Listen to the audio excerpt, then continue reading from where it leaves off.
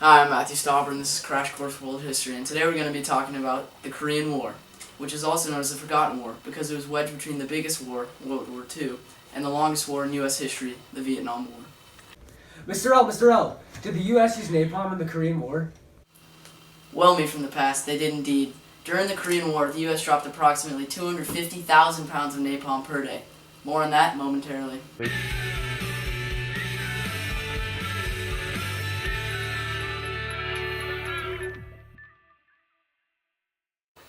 Over 37,000 soldiers died in this forgotten war, and over 1.8 million served in the war, with a total of 7,000 soldiers being unaccounted for to this day.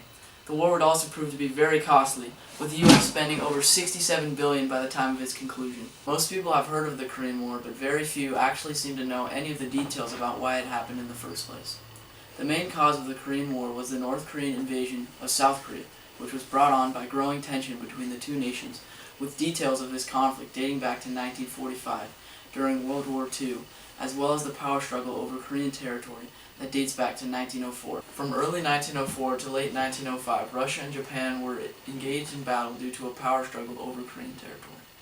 Japan's victory in this Russo-Japanese war would allow it to end up annexing Japan in 1910, and by the time the last Korean leader, Emperor Sunjong, died in 1926, the Japanese had complete control over Korea, and they were even attempting to undermine Korea's cultural identity. However, by the end of World War II in 1945, the Japanese Empire was dismantled and it lost all the territories that it had conquered by force, which included Korea.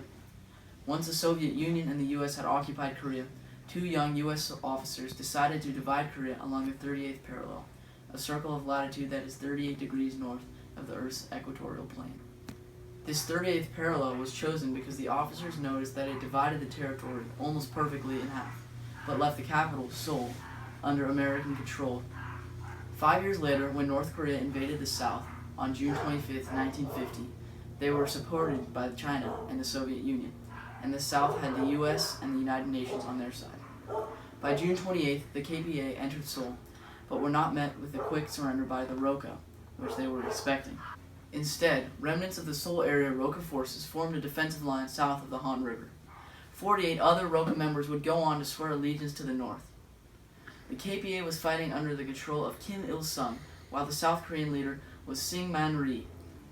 Rhee later ordered the massacre of suspected political opponents in his own country. With North Korea gaining more and more territory throughout 1950, the U.S. would eventually come to South Korea's aid. General Douglas MacArthur, who had been overseeing the post-World War II occupation of Japan, commanded the U.S. forces which now began to hold off the North Koreans at Busan, at the southernmost tip of Korea. Although Korea was not strategically essential to the United States, the political environment at this stage of the Cold War was such that policymakers did not want to appear soft on communism. Oh, it's time for the open letter? First, let's see what's in the secret compartment. Oh, an iPhone. An open letter to communism. Oh, communism, you were originally created by Karl Marx and Friedrich Engels in the second half of the 19th century. Marx and Engels desired to end capitalism, feeling that it was the social class system that led to the exploitation of workers. The workers that were exploited would develop class consciousness through communism. Communism became a dominant political philosophy of many countries across Asia, Eastern Europe, Africa, and South America. In the late 19th century, communist philosophy began to develop in Russia. Now, there are only 5 communist countries remaining in the world: North Korea, Russia, China, Cuba, and Laos. At the same time, there are nearly 80 countries across the globe that employ capitalism, including world powers such as the United States, the United Kingdom, and Germany. Sorry to say, communism, capitalism defeated you. Mr. Gorbachev, tear down this wall. Now, with the U.S., UN, and South Korea pinned against Busan, General MacArthur orchestrated an attack on Incheon, which lies on the western coast of Korea. With this orchestration, MacArthur overpowered the North Korean army and recaptured Seoul. However, MacArthur wasn't satisfied with this alone and went on to cross the 38th parallel and pursue the North Korean army all the way to the northernmost parts of the territory. Afraid that the U.S. was interested in taking North Korea as a base for operations against Manchuria, the People's Republic of China secretly sent an army across the Yalu River. This Chinese army attacked the U.S., United Nations, and ROKA forces. after the appointment of Lieutenant General Matthew Ridgway as commander of ground forces. American morale improved and troops began to really fight back against the communists. Despite President Truman's orders against prolonging the war, MacArthur thought of using smarter strategies that took more time than the president had liked. This would lead Truman to relieve MacArthur of his duties, which would prove to be an extremely unpopular decision amongst the American people. MacArthur was seen as a war hero, and the Joint Chiefs of Staff was the only support Truman had to save himself from impeachment after the firing of MacArthur. Ridgway took MacArthur's command and held off the communists with a strong fortifications and entrenchments just north of the 38th parallel. Peace negotiations dragged on at Quezon, then moved and continued to drag on at Panmunjom through 1951 and 1952.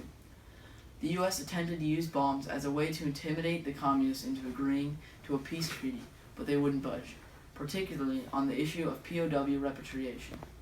Neither side wanted to seem weak, so debates and tension went on between opposing nations for months.